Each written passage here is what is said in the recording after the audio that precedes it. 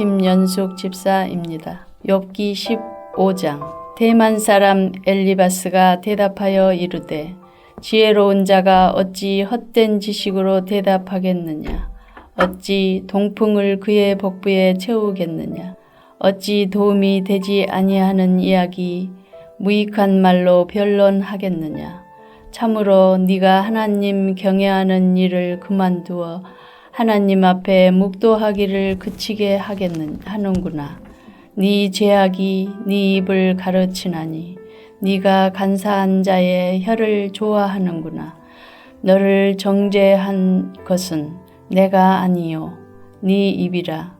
네 입술이 네게 불리하게 증언하느니라. 네가 제일 먼저 난 사람이냐. 산들이 있기 전에 네가 출생하였느냐. 하나님의 오묘하심을 네가 들었느냐. 지혜를 홀로 가졌느냐. 네가 아는 것을 우리가 알지 못하는 것이 무엇이냐. 네가 깨달은 것을 우리가 소유하지 못한 것이 무엇이냐. 우리 중에는 머리가 흰 사람도 있고 연로한 사람도 있고 네 아버지보다 나이가 많은 사람도 있느니라. 하나님의 위로와 은밀하게 하시는 말씀이 네게 작은 것이냐. 어찌하여 네 마음에 불만스러워하며 네 눈을 번뜩거리며 네 영이 하나님께 분노를 터뜨리며 네 입을 놀리느냐. 사람이 어찌 깨끗하겠느냐. 여인에게서 난 자가 어찌 의롭겠느냐. 하나님은 거룩한 자들을 믿지 아니하시나니 하늘이라도 그가 보시기에 부정하거든. 하물며 악을 저지르기를 물마심같이 하는 가증하고 부패한 사람을 용납하시겠느냐. 내가 네게 보이리니 내게서 들으라. 내가 본 것을 설명하리라. 이는 곧 지혜로운 자들이 전하여 준 것이니 그들의 조상에게서 숨기지 아니하였느니라. 이 땅은 그들에게만 주셨으므로 외인은 그들 중에 왕래하지 못하였느니라. 그 말에 이르기를 악인은 그의 일평생에 고통을 당하며 포악자의 횟수는 정해졌으므로 그의 귀에는 무서운 소리가 들리고 그가 평안할 때에 멸망시키는 자가 그에게 이르리니 그가 어두운 데서 나오기를 바라지 못하고 칼날이 숨어서 기다리느니라. 그는 헤매며 음식을 구하여 이르기를 어디 있느냐 하며 흑암의 날이 가까운 줄을 스스로 아느니라. 환난과 역경이 그를 두렵게 하며 싸움을 준비한 왕처럼 그를 쳐서 이기리라. 이는 그의 손을 들어 하나님을 대적하며 교만하여 전능자에게 힘을 과시하였음이니라. 그는 목을 세우고 방패를 들고 하나님께 달려드니 그의 얼굴에는 살이 찌고 허리에는 기름이 엉기었고 그는 황폐한 성읍 사람이 살지 아니하는 집 돌무더기가 될 곳에 거주하였음이니라. 그는 부여하지 못하고 재산이 보존되지 못하고 그의 소유가 땅에서 증식되지 못할 것이라. 어두운 것을 떠나지 못하리니 불꽃이 그의 가지를 말릴 것이라. 하나님의 입김으로 그가 불려가리라. 그가 스스로 속아 허무한 것을 믿지 아니할 것은 허무한 것이 그의 보응이 될 것임이라. 그의 날이 이르기 전에 그 일이 이루어질 것인즉 그의 가지가 푸르지 못하리니 포도 열매가 익기 전에 떨어짐 같고 감람꽃이 곧 떨어짐 같으리라. 경건하지 못한 무리는 자식을 낳지 못할 것이며 뇌물을 받는 자의 장막을 불탈 것이라. 그들은 재난을 잉태하고 죄악을 낳으며 그들의 뱃속에 속임을 준비하느니라.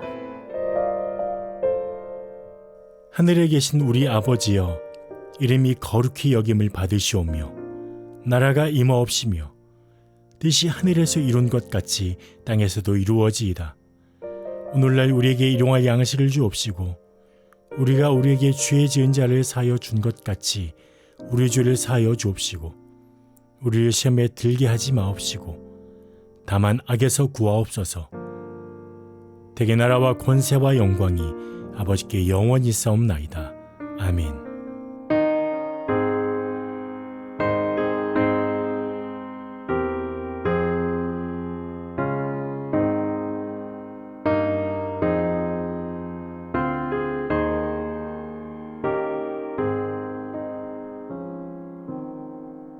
나 같은 죄인 살리신 주 은혜 놀라워 잃었던 생명 찾았고 광명을 얻었네. 큰 죄악에서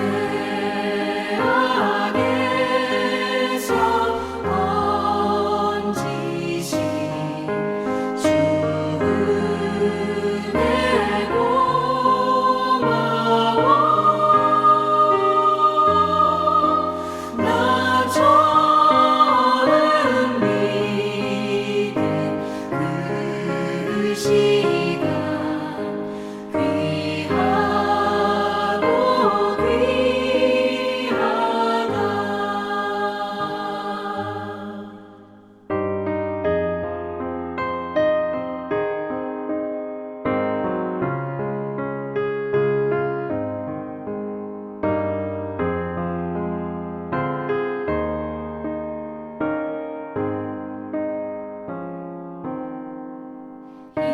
이제껏 내가 산 것도 주님의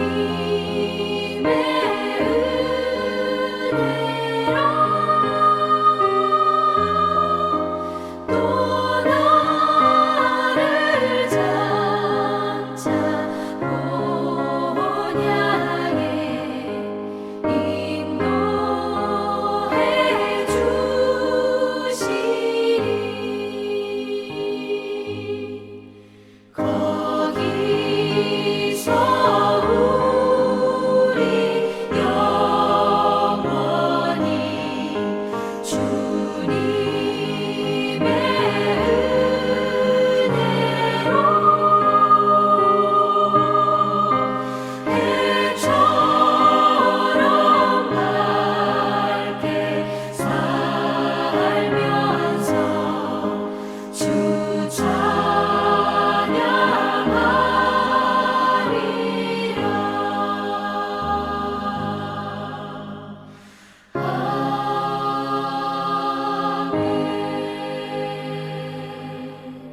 오늘 함께 나눌 하나님의 말씀은 사무엘하 12장 15절에서 31절 말씀입니다. 그 가운데 22절에서 25절까지 말씀을 함께 봅니다. 이르되 아이가 살았을 때 내가 금식하고 운 것은 혹시 여호와께서 나를 불쌍히 여기사 아이를 살려 주실는지 누가 알까 생각함이거니와 지금은 죽었으니 내가 어찌 금식하랴. 내가 다시 돌아오게 할 수 있느냐. 나는 그에게로 가려니와 그는 내게로 돌아오지 아니하리라 하니라. 다윗이 그의 아내 밧세바를 위로하고 그에게 들어가 그와 동침하였더니 그가 아들을 낳음에 그의 이름을 솔로몬이라 하니라. 여호와께서 그를 사랑하사 선지자 나단을 보내 그의 이름을 여디디아라 하시니 이는 여호와께서 사랑하셨기 때문이더라. 아멘. 오늘도 하나님의 풍성한 사랑과 은혜가 함께하기를 축복합니다. 정신의학과 전문의 오은영 박사님을 우리가 잘 알죠. 금쪽 같은 내 새끼 같은 자녀 상담 프로그램에서 훈육하는 모습이 참 인상적입니다. 오은영 박사는 인간의 도리를 가르치는 훈육을 하는 데 있어서 필요한 것들을 이렇게 이야기합니다. 단호한 말, 그러나 따뜻한 태도를 가지라는 것이죠. 아이를 키우다 보면 한 번쯤 자녀가 잘못한 일에 호되게 혼을 내는 경우가 있습니다. 그런데 건강한 부모와 자녀의 관계라면 마땅히 혼내는 것 자체가 목적이 아니라 사랑으로 바른 길을 지도하는 데 있기 마련이죠. 설령 자녀에게 혼을 냈다고 하더라도 싸매어주고 보듬어주는 것이 또 부모의 마음입니다. 범죄한 아담과 하와에게 하나님께서 찾아오셨듯이 밧세바를 범한 다윗에게 나단 선지자가 찾아왔습니다. 물론 다윗의 잘못에 대한 책망과 하나님의 벌을 예고하기 위한 것이었지만 하나님의 안타까운 이 책망 뒤에는 다윗을 고치시고 또 싸매주시기 원하시는 하나님의 긍휼과 사랑이 전제되어 있음을 봅니다. 회복되기를 원하지 않으셨다면 그냥 벌하시면 되겠죠. 굳이 찾아오실 필요가 없지 않겠습니까? 오늘 본문 말씀은 나단 선지자의 책망 뒤에 다윗이 겪게 된 일들을 말씀합니다. 밧세바와의 부적절한 관계 속에서 생긴 아이가 심히 앓다가 결국 죽고 말았습니다. 하나님은 대신 이 둘 사이에서 아이를 낳게 하셨습니다. 바로 솔로몬입니다. 게다가 10장부터 이어지는 모압과의 전쟁에 이제 이스라엘의 승리로 끝이 나게 되죠. 다윗의 씻을 수 없는 잘못 뒤에는 하나님의 벌이 뒤따를 수밖에 없었지만 결국 다윗의 진정성 있는 회개를 하나님께서 받아주시고 다윗을 회복시켜 주셨습니다. 함께 읽은 이 본문 말씀을 통해서 우리를 향하신 하나님의 마음을 잘 깨닫고 또 회복의 길로 나아가는 우리 모두 될 수 있기를 간절히 바랍니다. 먼저는 하나님 앞에 저지른 이 죄악에 하나님의 벌하심이 반드시 뒤따른다는 것을 기억해야 합니다. 다윗은 나단 선지자의 책망에 바로 회개의 자세를 가집니다. 앞선 13절에 내가 여호와께 죄를 범하였노라 라고 말합니다. 나단 선지자도 하나님께서 다윗의 죄를 용서해 주셨다고 말하죠. 하지만 그 결과 다윗은 죽지 않았어도 밧세바와의 관계 속에 낳은 아이는 반드시 죽을 거라고 말씀합니다. 나단 선지자의 예언은 그대로 이루어졌습니다. 이어지는 15절 말씀 보면은 이렇게 말씀합니다. 우리아의 아내가 다윗에게 낳은 아이를 여호와께서 치심에 심히 앓는지라. 자식의 아픔과 고통을 지켜보는 것보다 더 힘든 부모의 고통이 있을까요? 하나님의 징벌의 결과로 다윗은 뼈아픈 고통을 느껴야 했습니다. 죄에 대한 잘못과 그 무게가 얼마나 큰지 또 끔찍한지를 몸소 경험해야 했습니다. 뒤이어지는 이 말씀은 이러한 다윗의 고통이 얼마나 큰 것이었는지를 또 하나님 앞에서 얼마나 진실된 회개의 모습을 가졌는지를 우리에게 보여줍니다. 다윗은 아이를 위하여서 하나님께 간구합니다. 또 금식하고 밤새도록 땅에 엎드렸습니다. 어떤 신하가 만류해도 듣지 않았습니다. 그러다가 이래 만에 아이는 숨을 거두고 말았습니다. 다윗의 신하들은 다윗이 이렇게 슬퍼하는 모습을 보고 도저히 아이의 이 죽음 소식을 전할 수가 없었습니다. 그러나 신하들이 이렇게 수군대는 모습을 보고 다윗은 아이가 죽었다는 사실을 알게 되죠. 그러고 나서 다윗은 일어나 씻고 기름을 바르고 또 의복을 갈아입습니다. 아이가 아플 때 그렇게 다윗이 슬퍼하고 힘들어했다면 아이가 세상을 떠난 것에는 또 얼마나 더 크고 힘든 슬픔이었겠습니까? 그런데 이렇게 다윗이 보여준 모습은 조금은 의아합니다. 하지만 이렇게 한 일에 대해서 다윗은 대답하죠. 22절에서 23절 말씀입니다.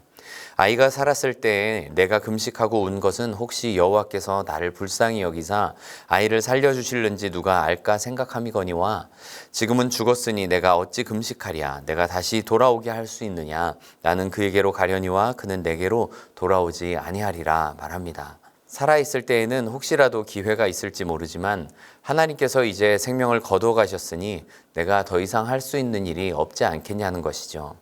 왜 안 슬프겠습니까? 하지만 다윗은 이것이 자신의 죄로 인한 형벌의 결과였다는 사실을 너무나도 잘 알고 있었습니다. 15절 말씀을 보면 특별한 표현을 하죠. 여호와께서 치심에 심히 앓는지라 라고 말씀합니다. 참 생각해보면 마음이 안타깝습니다. 아이가 무슨 죄입니까? 그런데 아이의 아픔과 죽음은 하나님께서 다윗에게 내리신 벌이었습니다. 그리고 그 아이의 죽음도 나단 선지자를 통해서 예고하신 하나님의 형벌이었죠. 그래서 아이의 죽음 뒤에 다윗이 했던 말은 21절에 여호와의 전에 들어가서 경배하고 왕궁으로 돌아왔다라는 표현입니다. 이 모든 일들이 자신의 죄와 또 그에 따른 형벌임을 다윗도 너무나도 잘 알고 있었습니다. 그래서 하나님 앞에 깊은 회개를 했다는 것을 보여주는 내용이죠. 우리는 깨달아야 합니다. 하나님께서 우리의 죄악의 문제를 결코 그냥 넘어가시는 분이 아니십니다. 죄는 반드시 벌하셔야 하는 이 하나님의 공의를 우리가 망각해서는 안 됩니다. 어떤 사람들은 선하신 하나님이 어떻게 지옥을 만드느냐 반문하는 사람도 있습니다. 모두를 사랑하신다면 천국만 만들면 될 텐데 왜 지옥을 만드셨을까요? 분명한 것은 하나님께서 사랑의 하나님이심과 동시에 공의의 하나님이시라는 점입니다. 죄는 반드시 벌하셔야 하나님의 공의가 바로 서는 것입니다. 만약에 어떤 재판장이 사랑이 많아서 모든 죄인을 다 무죄 판결을 내린다면 그것은 재판장의 직무를 잘 감당한 것이라고 말할 수 있겠습니까? 우리가 잊지 않아야 할 사실이 있습니다.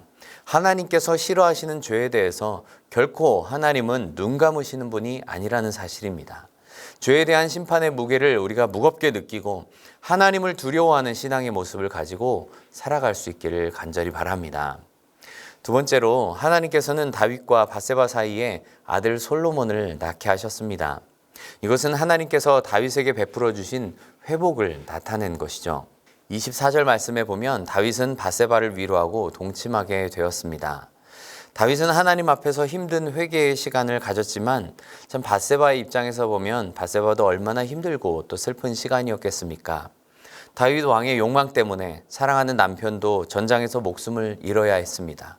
또 다윗과의 사이에서 낳은 아이 또한 비참한 죽음의 결과를 맞이했으니 여인의 마음이 얼마나 무너져 내렸겠습니까? 다윗은 이러한 밧세바를 진심으로 위로했습니다. 지금까지는 이런 밧세바를 가리킬 때 우리아의 아내라고 표현하지만 24절에서는 그의 아내라고 말합니다. 본문에서 특별하게 이렇게 표현하는 것은 이제 다윗이 한 여자의 남편으로서 밧세바와의 이런 합법적인 부부 관계 속에서 이렇게 아들을 낳았다는 것을 말씀하는 것이죠. 그리고 그것은 하나님의 축복의 결과였음을 말씀해주고 있는 것입니다. 솔로몬이라는 이 아들의 이름 뜻은 평강이라는 뜻입니다. 자신의 범죄로 어긋난 하나님의 관계가 이제 회복되었다는 뜻을 담고 있죠. 다윗은 과거 자신이 당한 하나님의 심판을 기억했습니다. 하나님과의 평화의 관계를 깨는 어리석은 짓을 하지 않아야 되겠다 마음먹었습니다. 그리고 아들의 이름을 솔로몬, 평강이라고 지었던 것이죠. 특히나 이어지는 25절 말씀은 나단 선지자를 보내어서 그 아이의 이름을 이렇게 새롭게 불러주십니다. 여디디아, 여호와의 사랑을 받는 자다는 뜻입니다. 나중에 솔로몬은 하나님의 약속을 따라서 다윗의 왕위를 계승하는 이스라엘의 3대 왕이 됩니다. 또 지혜의 왕으로 불리면서 이스라엘 역사상 가장 강성한 나라를 이루게 되죠. 또 다윗이 건축하지 못한 성전을 건축하게 됨으로 인해서 구속사에서 정말 중요한 역할로 쓰임받게 됩니다. 어떻게 보면 회개 이후에 하나님께서 베풀어 주신 이 회복의 모습은 이전과 비교할 수 없이 또 더 크고 아름답다는 것을 볼 수 있습니다. 요한 1장 9절은 이렇게 말씀합니다. 만일 우리가 우리 죄를 자백하면 그는 미쁘시고 의로우사 우리 죄를 사하시며 우리를 모든 불의에서 깨끗하게 하실 것이요 라고 말씀합니다. 하나님은 우리를 죄악 가운데서 돌이키기를 원하십니다. 회개하고 돌아올 때 하나님은 분명히 용서하시고 또 회복의 은혜를 베풀어 주시는 분이십니다. 이 하나님의 넓은 사랑과 은혜를 기억하면서 회복의 길을 향해서 날마다 나아갈 수 있는 우리 성도들 될 수 있기를 간절히 바랍니다. 셋째로 우리는 다윗과 밧세바 사이의 일련의 이런 사건들 사이에서 우리가 기억해야 될 중요한 것을 말씀하고 있죠. 바로 언약을 이루어 가시는 하나님의 놀라운 구원 역사가 이 안에 담겨져 있다는 사실입니다. 이처럼 다윗과 밧세바의 관계에서 부적절한 범죄가 있었음에도 불구하고 회개하는 다윗을 하나님께서는 용서하여 주셨습니다. 회복시켜 주셨습니다. 하나님께서는 다윗과 맺은 언약을 끝까지 이루어 가셨습니다. 그리고 굳이 밧세바와의 사이에서 태어난 솔로몬을 그 회복의 증거로서 계보를 잇게 하셨습니다. 물론 솔로몬도 끝까지 온전한 모습으로 하나님 섬기진 못했습니다. 결국 솔로몬 이후 분열한 국이 되어버리긴 했지만 예수 그리스도를 이 땅에 보내시는 통로로 이들을 사용해 주십니다. 우리가 예수님의 계보가 담긴 이 마태복음 1장 말씀을 보면 특이한 표현이 등장합니다. 여기 나오는 이 5명의 여인들 가운데서 특별히 밧세바가 등장하는데요. 남성 중심의 계보를 중요하게 생각하는 이 유대인들의 관습에 따르면 이렇게 여인이 등장한 것도 매우 특이한데, 특별히 마태복음 1장 6절을 보면 이렇게 말씀합니다. 다윗은 우리아의 아내에게서 솔로몬을 낳고, 그러니까 다윗이 우리아의 아내와 이 간음을 하고 또 충성스러운 장군 우리아까지 죽인 불의를 저질렀다는 것을 다시 한번 상기시켜주는 대목이죠. 그런데 마태는 예수님의 족보에 이 사실을 굳이 기록합니다. 그것은 두 가지를 우리에게 말씀해 주는 것입니다. 하나는 예수님께서 죄인을 구원하기 위해서 오셨다는 말이고, 또 하나는 다윗이 인간적인 공로로 메시아의 혈통에 들어온 것이 아니라 하나님의 언약과 또 하나님의 은혜로 메시아의 족보에 오를 수 있게 되었다는 사실입니다. 그러니까 우리 모두 하나님 앞에 구원받을 자격이 없는 존재들입니다. 어떤 자격이나 도덕적인 품위로 구원받을 사람이 아무도 없습니다. 그러나 하나님의 약속 안에서 그리스도를 보내시고 무조건적인 용서의 은혜 속에 우리를 구원의 자녀로 삼아 주셨습니다. 이 사실이 다윗과 밧세바와의 관계 속에서 우리가 기억해야 할 중요한 구원의 원리입니다. 구약학 교수로 잘 알려진 류호준 교수님의 책이 있습니다. 이런 글이 나옵니다. 하나님은 왼손에 심판의 칼을, 오른손에는 회복과 또 치료의 약을 가지고 계십니다. 그리고 언제나 마침내 하나님의 오른손이 왼손을 덮습니다. 심판 중에서도 긍휼을 잊지 않으시는 하나님을 기억하십시오. 며칠간 우리가 살펴보았듯이 우리가 다윗과 밧세바와의 관계 속에 있었던 이 일들을 기억하면서 우리 자신의 모습을 돌아볼 수 있기를 바랍니다. 죄악을 벌하시는 하나님의 심판이 분명히 있음을 기억하고 크고 두려우신 하나님을 의식하면서 살아야 합니다. 긍휼의 하나님, 또 구원의 하나님, 그분의 한없는 은혜 또한 바라보면서 감사하는 성도가 될 수 있어야 합니다. 이 은혜가 우리 모든 성도들에게 있기를 간절히 축원합니다. 함께 기도하겠습니다. 하나님 아버지, 은혜를 감사합니다. 자격 없고 죄악뿐인 우리를 하나님의 자녀로 만세전에 택정하시고 성령 하나님의 부르심 속에 구원의 자녀로 인치심을 감사합니다. 죄악 많은 세상에서 살아갈 때 반드시 심판하시는 하나님의 공의도 잊지 않고 살아가게 하여 주시옵소서. 그럼에도 불구하고 회개할 때 허락하시는 회복과 용서의 은혜 또한 바라보게 하여 주시옵소서. 예수 그리스도로 거듭난 우리가 늘 하나님 안에서 거듭난 자의 모습으로 죄악을 멀리하고 하나님 기쁘시게 하는 사람으로 살아가게 하여 주시옵소서. 우리를 죄에서 건지신 이 하나님의 은혜를 따라 살아가는 거룩한 성화의 삶을 살아갈 수 있도록 성령 하나님 도우시고 인도하여 주시옵소서. 감사드리며 예수님 이름으로 기도드리옵나이다. 아멘.